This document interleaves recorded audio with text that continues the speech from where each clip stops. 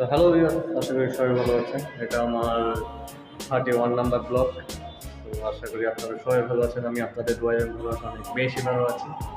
তো আজকে off day, তারপর অফিস খোলা, কারণ সামনে পবিত্র রমজানের ঈদ, যার কারণে আমাদের অনেক কাস্টমাররা বন্ধের দিনে কেনাকাটা করে, যার কারণে আজকে আমাদের অফিস মানে অন খোলা রেখেছে। তো ওই কারণে অফিসে আসা, অনেক কাস্টমার আসছে, অনেক ঘড়ি কিনছে, বিভিন্ন রকমের প্রোডাক্ট কিনছে।